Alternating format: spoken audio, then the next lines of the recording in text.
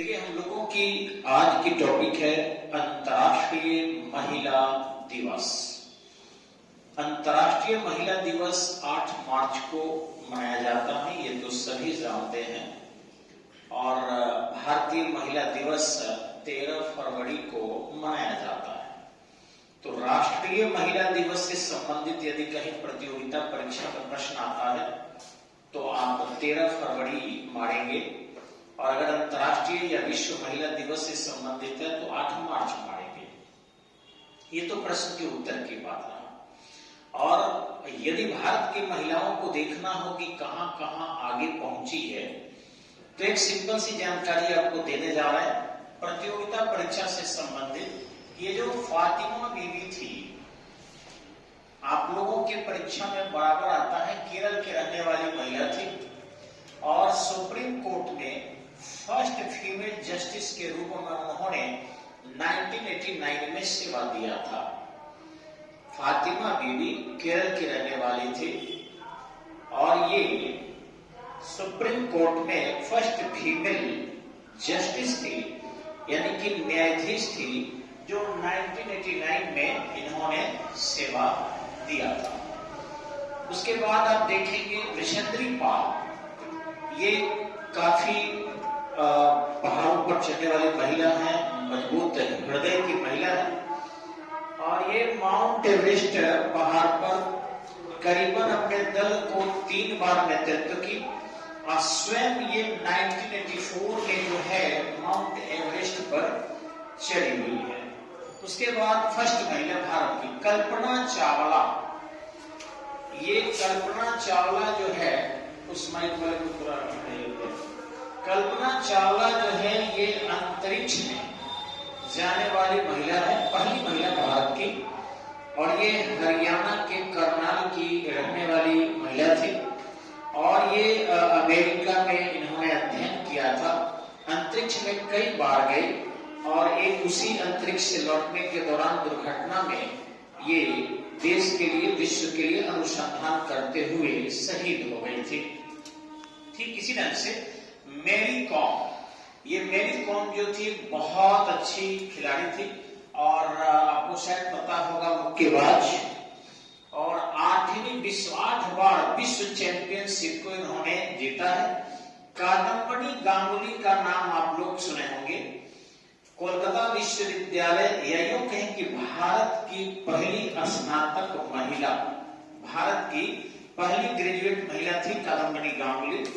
प्रतिभा देवी सिंह पाटिल, ये भारत की पहली महिला राष्ट्रपति, प्रतिभा देवी सिंह पाटिल। ध्यान रखेंगे, अमेरिका में, यूनाइटेड स्टेट ऑफ अमेरिका में आज तक कोई महिला राष्ट्रपति नहीं बनी है, लेकिन हमारे भारत की महिलाएं काफी आगे हैं, और वो प्रतिभा देवी सिंह पाटिल रही जो फर्स्ट फीमेल प्रेसिडेंट बनी। ठीक इसी ढंग से सरोजिनी नायडू, ये फर्स्ट गवर्नर बनी, भारत की पहली महिला राज्यपाल, जो उत्तर प्रदेश की, उसका उस समय नाम था 1947 में संयुक्त प्रांत। उस संयुक्त प्रांत के सरोजिनी नायडू जो थी, जिन्हें भारतीय नाइटिंगेल के नाम से जानते हैं और भारतीय कोकिला के नाम से भी इन्हें संबोधित किया जाता है। बहुत अच्छी कविताएं लिखा करती थी और देश की महिलाओं को स्वतंत्रता आंदोलन में जोड़ने के लिए उन्होंने काफी अहम भूमिका निभाई थी। हाँ, श्रीमती सुचेता कृपलानी, ये जो थी फर्स्ट चीफ मिनिस्टर थी, फीमेल चीफ मिनिस्टर, फर्स्ट महिला मुख्यमंत्री। मीरा कुमार जो आपके जगजीवन बाबू की लड़की थी, अभी है, थी नहीं, यानी कि जगजीवन बाबू नहीं रहे, और ये IFS इंडियन फॉरेन सर्विसेज निकाली थी। इनका करोल बाग में जो है अपना मकान है, इनके पिताजी ने व्यवस्था किए थे। भारत के प्रधानमंत्री जगजीवन बाबू रह चुके थे, रोहतास से कई बार ये सांसद रही है, और ये कांग्रेस की अच्छी नेत्री मानी जाती है, और ये पहली फर्स्ट फीमेल स्पीकर के रूप में, यानी कि लोकसभा अध्यक्ष के रूप में हमारे भारत के उत्तरदायित्वों का निर्वहन इन्होंने किया था। ठीक इसी ढंग से श्रीमती किरण देवी, ये फर्स्ट फीमेल IPS, लोग उस समय IPS में जाना पसंद नहीं करता था, तो इस तरीके से बहुत सारे हमारे श्रीमती इंदिरा गांधी जो है वो पहली महिला प्रधानमंत्री बनी थी। तो महिलाएं, बिहार की पहली महिला मुख्यमंत्री श्रीमती राबड़ी देवी। तो ये होती है आपके महिला दिवस पर महिलाओं के उत्थान से संबंधित थोड़ी सी चर्चा। लेकिन ये जीके जीएस के पॉइंट ऑफ व्यू से है, रियल में महिला कैसे तरक्की की और महिला दिवस को कैसे मनाया जाना चाहिए और परिवर्तन किस तरीके से होना चाहिए, इसके लिए केवल महिला आयोग बना देने से नहीं होगा, महिला दिवस मनाने से मात्र नहीं होगा, इसके लिए महिलाओं को आगे आना होगा। और ध्यान रखेंगे कि बिहार इसमें काफी अव्वल है। यहाँ पर महिलाएं, जितना बिहार शिक्षा के रूप में पिछड़ा है, इतनी तीव्र गति से तरक्की कर रहा है। और नीतीश जी ने महिलाओं पर इतना ज्यादा ध्यान दिया है जिससे वो तरक्की कर सके। शायद पूरा भारत तो छोड़िए ना, विश्व में भी महिलाओं की इतनी तरक्की नहीं देखा गया है। 35% इन्होंने बिहार में, न केवल बिहार पुलिस में, बिहार दरोगा में, बिहार के सभी सरकारी नौकरी में, माने इंडिया का पहला स्टेट है जहां महिलाओं को जुडिशियरी में भी, न्यायपालिका में भी आरक्षण दे दिया। भारत का बिहार पहला राज्य है जहां न्यायपालिका में भी महिलाओं को आरक्षण दिया गया है। इससे लग सकता है कि कितना ज्यादा महिलाओं के विकास के प्रति नीतीश कुमार जो है लगे हुए हैं। बाकी उनकी मैं चर्चा पॉलिटिकल बात है नहीं, आज यहाँ की मैं बेवजह शिकायत करूं वो अलग चीजें हैं, लेकिन उन्होंने ऐसा कुछ बहुत अच्छा काम किया। और ध्यान रखेंगे कि बिहार पुलिस में अभी जितने पुलिस है 27% महिला आ भी चुकी है। यानी पूरे भारत में कोई ऐसा राज्य नहीं है, केरल भी नहीं है, जहां पर इतनी ज्यादा पुलिस प्रशासन में महिला हो। 27% एकदम करेक्ट रिपोर्ट है आपका, मैं दे रहा हूं आपको। तो उन्होंने एक अच्छा कदम उठाया। अब रहा कि हम महिला, हमारी जो माताएं हैं, बहनें हैं, बेटियां हैं, उन लोगों को भी इसमें आगे आना होगा और इस तरीके से अपने योग्यता को प्रदर्शित करना होगा। राज्य की सेवा, राष्ट्र की सेवा, विश्व की सेवा और फिर धीरे धीरे अपने परिवार और स्वयं की सेवा करनी होगी। तो ध्यान रखेंगे कि अंतर्राष्ट्रीय महिला दिवस पर थोड़ा सा मैं चर्चा करना चाहूंगा भारत के उन महिलाओं के बारे में जिन्होंने कुछ अच्छा किया था और पुरुषों की बराबरी ही नहीं की थी, पुरुषों से भी आगे निकल गई थी। अगर हम धर्म के आधार पर देखें तो स्वयं भगवान राम जब दक्षिण भारत गए और उस दौरान उनको किसी तरीके की दिक्कत आई तो सेवड़ी ने उनका स्वागत किया था। यानी कोई राजा ने उनका स्वागत नहीं किया, एक सेवड़ी ने स्वागत किया था, एक महिला ने, और उन्हें उस समय उपहार दिया था जो जंगल में एक साध्वी महिला थी, जिससे प्रमाणित होता है कि त्रेता युग में भी महिलाएं साध्वी हुआ करती थी, साधनाएं करती थी और फिर योग्यतम लोगों को मार्गदर्शन किया करती थी। और साधु वह नहीं जो केवल ले, बल्कि वो उपहार में दिया भी करती थी। तो मां सीता को उन्होंने चूड़ामणि दिया था। अब आपको आश्चर्य होगा ये जानकर कि एक साध्वी महिला मां सीता को देखे कि आभूषण रहित है तो अच्छा नहीं लगा। काश आज की हमारी माताएं, हमारी बहनें एक दूसरे महिला को इसी प्रकार से सहयोग करती। आज तो ले लेने वाला काम करती है कि सास से चाहती है कि ज्यादा से ज्यादा पतोह ले ले, और पतोह को सास चाहती है कि हम न दे, हमारे पास आभूषण ज्यादा रहे। और वो जंगल की एक साध्वी महिला राज्य से निकलने वाली उस बच्ची को देखकर, सीता जी को देखकर अपने स्वर्ण आभूषण उन्होंने दे दिया था। तो वे, और अगर राम के बारे में आप पढ़ते हैं, माता सीता के बारे में पढ़ते हैं, तो मैं उन बहनों से, उन माताओं से निवेदन करूंगा कि आप देना सीखो, महिलाओं को सहयोग करना सीखो, आभूषणों के लिए लड़ना मत सीखो। यह रामायण की बात है। आगे देखिए कि त्रिजटा नाम की महिला जो है लंका में थी, यानी लंका रावण के राज्य में, वो सीता मैया की राक्षस समूह से होने के बावजूद भी रक्षा कर रही थी। उन्होंने वादा किया था कि सीता तुम निश्चिंत रहो, मैं विभीषण की पुत्री हूं। हाँ, लंका के राजा का मैं नमक खाती हूं, इसलिए उनका फर्ज निभाना है, लेकिन जिस दिन लग जाएगा कि तुम्हारे भावनाओं से वो खेलने लगे हैं, उस दौरान तुम देख लेना ये त्रिजटा तुम्हारी बहन के रूप में खड़ी हो जाएगी और रावण से युद्ध खुद लड़ेगी। महिला के रक्षा के लिए किस तरीके से खड़ी हो जाती है।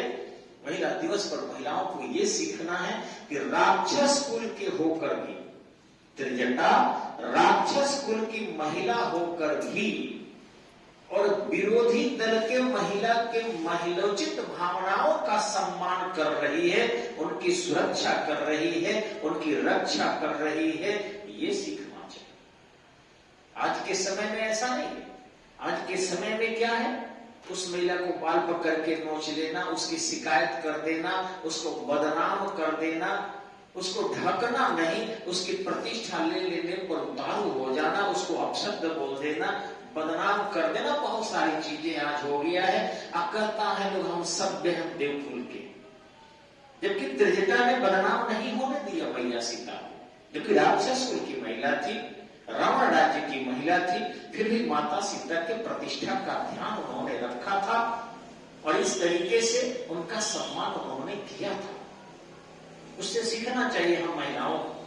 केवल पुरुषों पर यह दबाव बनाना कि हमें ये अधिकार दे दे, हमें ये अधिकार दे दे, हमें ये सरकार दे दे, वो सही है, वो करते रहे, लेकिन कुछ हमारा भी फर्ज बनता है, कुछ महिलाओं के भी फर्ज बनते हैं कि हम एक महिला जो अगर सक्षम है तो दूसरे महिला के लिए मैं क्या कर सकती हूं, और अगर एक महिला ठान ले कि हम दूसरी महिला को मदद पहुंचाएंगे तो वो पहुंचा सकती है, लेकिन इसके लिए उन्हें यह भावना को जागृत करना पड़ेगा और एकदम से इसके लिए दृढ़ संकल्पित होना पड़ेगा। आगे आप देखेंगे कि स्वयं धृतराष्ट्र की पत्नी थी गंधारी, और जब द्रौपदी के वस्त्र उतारे जाने लगे थे तो उन्होंने कहा था कि हे नाथ, मैं तो संसार को नहीं देखने के लिए आंखों पर पट्टी बांध ली थी, लेकिन आज राज्य के कानून से मैं हार गई। राज्य एक नारी का वस्त्र उतारने जा रहा है, लेकिन मैं खुश नसीब हूं कि मैं आंख पर पट्टी बांधी हूं और एक महिला होकर एक महिला के वस्त्र उतारते हुए मैं नहीं देख पाऊंगी। ये मैंने जाने अनजाने में जो व्रत लिया था नाथ, आज मुझे लगता है कि मैं एक महिला के प्रतिष्ठा जाते हुए नहीं देख पाऊंगी। ये निश्चित ही मैंने अच्छा निर्णय लिया था। सोचिए, जिसका बेटा वस्त्र उतार रहा है, वह मां भी एक महिला की रक्षा के लिए प्रयत्न कर रही है, वो विवश, वो समझा रही है। लेकिन पुरुष कैसा था कि अंधा होते हुए भी कह रहा है कि मैं तो वस्त्र उतरते देख भी नहीं पाऊंगा, काश मेरी आंख होती। धृतराष्ट्र का देखिए, तो दोनों के विचार से समझा जा सकता है कि वो दुर्योधन की मां होकर भी वो एक द्रौपदी के वस्त्र के उतरने से अपने आप को दुखी महसूस कर रही है। महिलाओं को यह समझना होगा, यह नहीं कि ये महिलाएं ये चीज को ना समझे। तो अगर सतयुग से लेकर अब चले, त्रेता में चले, द्वापर में चले, हर जगह एक महिला दूसरे महिला को राक्षस कुल के होकर भी रक्षा की है। लेकिन आज सभी महिलाएं अपने आप को देवकुल की समझती है, अपने आप को सभ्य समझती है, अपने आप को श्रेष्ठतम साबित करती है। ईश्वर के श्रेष्ठतम वो भी है नहीं। लेकिन जब तक एक महिला दूसरी महिला को सुरक्षा और संरक्षा नहीं दे पाती है, उनको तरक्की नहीं दे पाती है, तब तक कैसे माना जा सकता है। और इसके लिए मेरा निवेदन है, हम अपने बहनों से, अपने माताओं से यह निवेदन करेंगे कुछ 4-5 पॉइंट को। पहली चीज है कि अगर महिला तय कर ले कि हम अपने शादी के दौरान, अपने विवाह के दौरान यदि महिला ये तय कर ले कि मेरे जितने भी बेटा बेटी होगा, हम अपने बेटे के शादी में तिलक नहीं लेंगे, उसी समय पति जैसे ही सिंदूर लगा रहे होते हैं, उस मारों में ही अगर हर स्त्री सौगंध खा ले, तो मुझे लगता है 21वें वर्ष भारत से दहेज प्रथा समाप्त हो जाएगी। कि कोई 21 या 22 साल, 1 साल बाद संतान होगा और 21 साल बाद उसकी विवाह होगी, तो 22वें साल यदि वही माता अपने बेटे का दहेज नहीं लेगी तो दहेज प्रथा समाप्त हो जाएगा। और महिलाओं के पिछड़ेपन के लिए आप विश्वास नहीं करोगे, सबसे बड़ा यदि अभिशाप इस भारत में है तो वो दहेज प्रथा है। जन्म लेते ही पिता के कलेजे टूटने लगते हैं और समाज भी बधाइयों का जो ताता देता है वो देखिए उनका तरीका क्या होता है। कहता है जाने दीजिए, कोई बात नहीं, लक्ष्मी आई है। बेटा होता है तो यही समाज कहता है मिठाई कब खिलेबो, सीधे सीधे पूछता है मिठाई कब खिलेबो, तो बता रहे भैया कुछ पहले बधाई दे पाए बोले मिठाई खिलाओ। यानी लैंग्वेज के टोन से समझ सकते हैं कि वो कहता है बधाई देने बाद में पहले मिठाई चाहिए। और कई बार तो जिनके घर बच्चे होते हैं वो मिठाई लेकर ही पहुंचते हैं और कहते हैं कि मुंह मीठा कीजिए। भाई क्या बात है, अब तो लड़का हुआ है। और लड़की होने पर पूछता है लोग क्या हुआ है, तो लक्ष्मी आई है।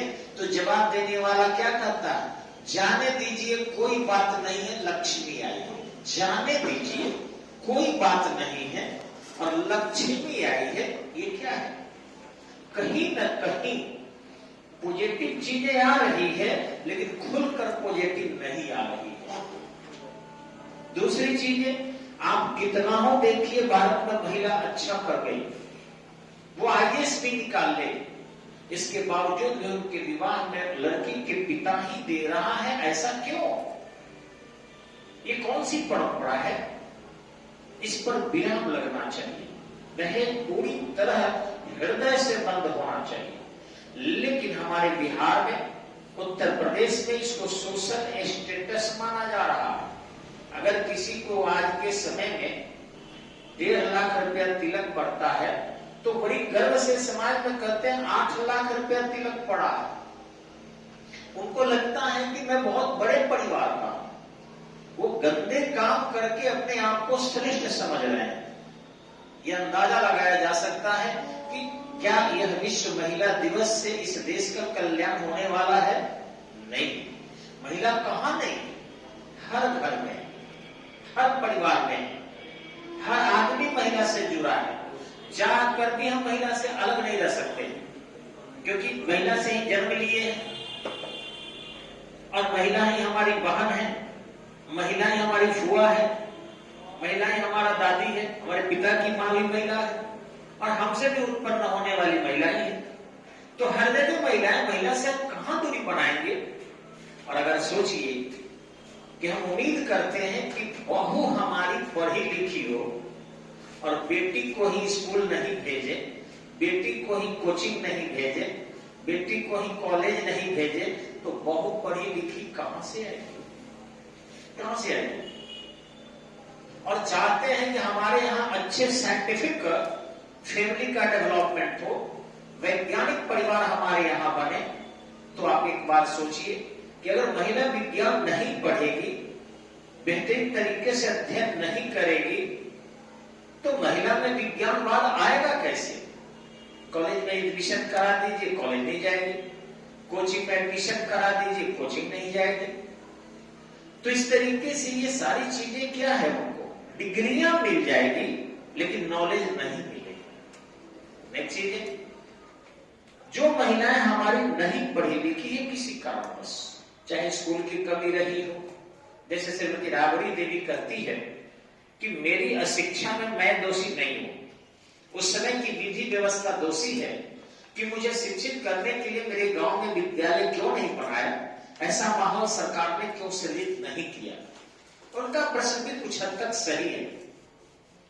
तो ऐसे पहले कि किसी भी कारण से हमारी माताएं, हमारी दादी नहीं पढ़ी लिखी है या कम पढ़ी लिखी है, उनसे यही निवेदन है मेरा इस विश्व महिला दिवस पर कि वो केवल विश्व महिला दिवस को बैठकर सभाओं के संबोधन न करें। महिला की सुरक्षा और संरक्षा और उनके विशेष कानून और विशेषाधिकार से संबंधित कोई केवल कानून नहीं बनवाए, क्योंकि कानून तो किताबों में लिखे जाते हैं और अलमारी में रख दिया जाता है। हकीकत जो समाज में परिवर्तन होते हैं वही लागू होता है और वही दिखता है। किताबों की चीज केवल पढ़ना पलटने वाला देखता है, उसके मस्तिष्क पर कोई प्रभाव नहीं पड़ता। मस्तिष्क पर प्रभाव पड़ने वाले कदम को उठाना चाहिए और वह यह है कि हर महिला ये तय करे कि हम दूसरी महिला की शिकायत नहीं करेंगे, सुधारेंगे, शिकायत नहीं करेंगे। अगर किसी में कमी दिख रही है कि फलना महिला जो है वो थोड़ा सा गैर सामाजिक बर्ताव कर रही है, तो महिलाओं को कम से कम उसे बुलाकर और अच्छे विचार अपने रख देना चाहिए, न कि दूसरे से उसकी शिकायत करनी चाहिए।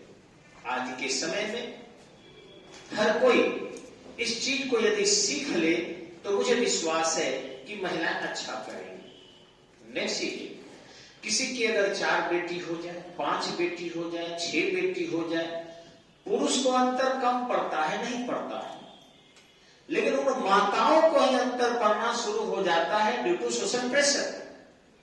आसपास के लोगों को समस्या उत्पन्न हो जाता है अगर वो दृढ़ संकल्पित होकर कहे, जैसे मोदी जी आज बड़ी गर्व से कहते हैं कि मैं चाय बेचता था, यानी उनको लगता है कि चाय बेचने कहने से उनका सोशल रेस्पेक्ट बढ़ेगा, गिरेगा नहीं। वो नहीं कहते हैं कि मैं कैम्ब्रिज यूनिवर्सिटी से पढ़कर आया था, वो नहीं कहते हैं कि मैं हार्वर्ड यूनिवर्सिटी से पढ़कर आया था, वो कहते हैं मैं चाय बेचा करता था, वो भी स्टेशन पर, मैं चाय बेचने वाला, मेरी मां जो है बर्तन मांजा करती थी, बड़ी गर्व से कहते हैं, और मैं आज प्रधानमंत्री। यानी वो मोटिवेट कर रहे होते हैं कि आप भी ऐसा कर सकते हैं। ठीक इसी ढंग से अगर हमारी माताएं, हमारी बहनें, हमारी बेटी अपने कमी को छुपाना बंद कर दे और एक दूसरे को मदद करना प्रारंभ कर दे, तो मुझे पूरा विश्वास है कि महिला का उत्थान बहुत तीव्र गति से होगा। ऐसे बहुत हद तक हमारे देश में महिलाएं पहले, आज से बहुत पहले ऋग्वैदिक काल में महिलाएं विकसित थी। उनको पति मर जाने की स्थिति में नियोग करके पुनः संतान प्राप्ति करने का अधिकार था। एक स्त्री एक से अधिक पति से विवाह भी करती थी, अनैतिक नहीं था, क्योंकि रोदसी नामक एक महिला थी जिनके 2 पति थे। द्रौपदी एक महिला थी जिनके 5 पति थे। ऐसे कई उदाहरण हमारे वेदों में मिलता है। शिक्षा के क्षेत्र में भी देखें, परिस्थितियां उनकी ऐसी थी, इसलिए उसमें कोई शिकायत नहीं हुआ। द्रौपदी 17 शक्ति में एक शक्ति वो भी आती है। ये बुराई नहीं है, कर्म बुराई होता है, किसी को क्षति पहुंचाना बुराई होता है। अपने जीवन जीने की कला है। मन किया तो हम रोटी खा लिए, मन किया तो चावल खा लिए, तो रोटी खा लिए तो हम अच्छे रहे और चावल खा लिए तो बूढ़े हो गए। ये कौन सा सिद्धांत है? हम मेरे खाने के बाद अगर मेरी ऊर्जा किसी को नुकसान करने के लिए व्यय हो रही है, तो चाहे मैं रोटी खाकर अपने ऊर्जा का नुकसान, ऊर्जा से किसी को क्षति कर रहा हूं, या चावल खा के अपने ऊर्जा से किसी को क्षति कर रहा हूं, वो था रहा, क्योंकि मैं नुकसान कर रहा हूं। लेकिन कोई भी चीज अगर खाकर मैं इस विधि व्यवस्था में किसी का कोई क्षति नहीं पहुंचा रहा हूं, तो वैसी स्थिति में मैं बुरा नहीं। महिलाओं को भी यही सोचना होगा कि आज इतवार है, व्रत करेंगे, नमक नहीं खाएंगे। आज सोमवार है, 16 सोमवारी व्रत करेंगे। मंगलवार है, हनुमान जी का व्रत करेंगे। बृहस्पतिवार है, आज लहसुन प्याज नहीं खाएंगे। शुक्रवार है, आज खट्टा नहीं खाएंगे। इन्हीं लोकाचार में हमारी माताएं बहुत पिछड़ गई। इन लोकाचार से हमारे बहनों को, माताओं को उभरना होगा। वो भावनाओं से, दिल से व्रत करें। वो शरीर को काया कलेश देकर व्रत को प्लीज बंद करें। हम जानते हैं बहुत सारे लोगों को बुरा लगेगा, क्योंकि महिलाओं को व्रत थोप कर ही तो कहा जा सकता है दान दक्षिणा के रूप में। वो गालियां भी देंगे, लेकिन आप कमा लोगे कहीं से भी, लेकिन महिला को भूखे प्यासे रखकर, कमजोर करके उनको, और न्यूट्रिशन विहीन करके, और फिर धन कमाने की ये जो ड्रामा तुम रचे हो, जिससे हमारी माता कमजोर होती है तो उनका संतान भी कमजोर होता है। हमारी बहनें कमजोर होती हैं तो भाई को इलाज कराते कराते हालत खराब हो जाता है। इसलिए महिलाओं को मैं कहूंगा, भावनाओं से पूजा करो, भावनाओं से ईश्वर को याद करो, भूखे रख कर याद न करो, क्योंकि 80% भारत की महिला आज भी कुपोषित है। जीके से मैं बोल रहा हूं, 80% भारत की महिला आज भी कुपोषित है ड्यू टू व्रत के कारण। ये कौन सा तरीका है समझ में नहीं आता। महिला दिवस पर मैं फिर से कहूंगा कि हमें विज्ञानवाद की ओर बढ़ना है, हमें तरक्की करने के लिए केवल इसका आयोजन नहीं करना है और कमजोरियों को एक एक करके गिनना है, जिससे महिलाएं दबते जा रही। हमने देखा एक तो फेसबुक पर खुद महिला ही जारी की थी कि घूंघट करने से महिला की सुंदरता बढ़ जाती है। धूरा अगर पड़ रहा हो तो पुरुष को भी घूंघट कर लेना चाहिए, गमछा बांध लेना चाहिए, लेकिन जहां धूप नहीं लगे, धुलकर नहीं हो, धुआं नहीं हो, वहां गमछे और दुपट्टे और साड़ियों की जरूरत नहीं है। सुंदर लगने के लिए महिला ही क्यों, पुरुष क्यों नहीं? तो उनको चढ़ा बढ़ाकर पुरुष समुदाय के लोग या पुरुष लोग कि आपके बाल सुंदर है, आपने कान में 4 जगह छेद करवाया है वो सुंदर है, आपके भाव सुंदर है। अभी इस स्थिति में उनको इतना काया क्लेश के दंड हम आरोपित कर देते हैं। आप दुबली पतली लगती हो, बहुत अच्छी लगती हो, अब भूख उसको लगा हुआ है, नहीं खा रही, कब तो हमें स्लिम बनना है, कहीं निकल रही है घर से, चक्कर आ जा रहा है, बेहोश गिर जा रही है, डॉक्टर कह रहे हैं को खाना खिलाया जाए, करें मैं मोटी हो जाऊंगी तो खराब लगूंगी, पसंद नहीं आऊंगी। इन सब चीजों पर प्रहार करना होगा। पसंद का कारण कोई माल भैंस नहीं है कि केवल शरीर को महत्व दिया जाए। पसंद के लिए इन महिला फातिमा बीबी की तरह, यशस्वी पाल की तरह, कल्पना चावला की तरह, मेरी कॉम की तरह, कादम्बरी गांगुली की तरह, प्रतिभा देवी सिंह पाटिल की तरह, सरोजिनी नायडू की तरह, सुचेता कृपलानी की तरह, मीरा कुमार की तरह, किरण बेदी की तरह, श्रीमती इंदिरा गांधी की तरह, श्रीमती राबड़ी देवी की तरह हमें अपनी योग्यता से अपनी पहचान बनानी होगी। लिपस्टिक लगाकर नहीं, मन करेगा, हमारी बहनें जब शौक करेगा लगाएगी, इस पर प्रतिबंध नहीं होगा। जब मन करेगा बाल बढ़ाएगी, प्रतिबंध नहीं होगा, लेकिन योग्यता के लिए महिलाओं को आगे बढ़ना पड़ेगा। और एक सरकार ने बहुत अच्छा कदम उठाया है, मोदी सरकार को सैल्यूट है मेरा, उन्होंने विवाह के न्यूनतम आयु को 18 साल से बढ़ाकर 21 वर्ष कर दिया है। मैं तो कहूंगा कि अगर 21 वर्ष से पहले किसी भी महिला को, जब तक कि डॉक्टर ने लिखता है कि अनवार्ड मैरिज करना है या कोई शोषण बहुत बड़ी समस्या नहीं हो जाती है, उन्हें कड़ी से कड़ी सजा दी जाए गार्जियन को, जिससे मैरिज को एक्चुअल रूप से बढ़ाया जा सके, न कि केवल किताब के पन्नों तक सीमित हो जाए। उन्हें पठन पाठन के लिए नीतीश सरकार ने जो कदम उठाया है कि मैट्रिक करने पर इतना दिया जाएगा, इंटरमीडिएट करने पर इतना दिया जाएगा, ग्रेजुएशन करने पर इतना दिया जाएगा, बीपीएससी निकालने पर पीटी केवल 50,000 दिया जाएगा, यूपीएससी के पीटी निकालने पर, आईएएस के पीटी निकालने पर नीतीश सरकार ने किया है महिला को 1 लाख दिया जाएगा। यूपीएससी के आवेदन करने पर महिला का कोई खर्च नहीं लगेगा। यह सब निश्चित रूप से महिलाओं को आगे बढ़ने का अवसर दे रहा है।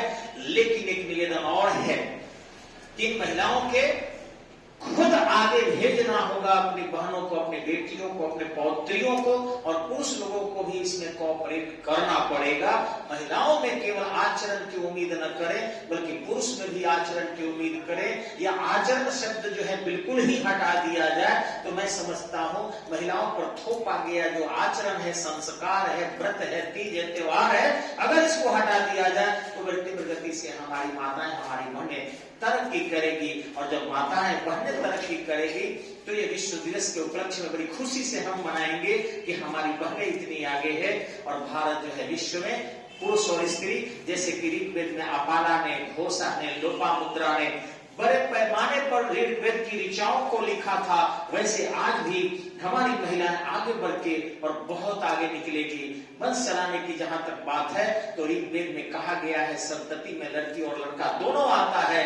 और आग देने की बात जो हमारे समाज में है वो छिपा लिया जाता है।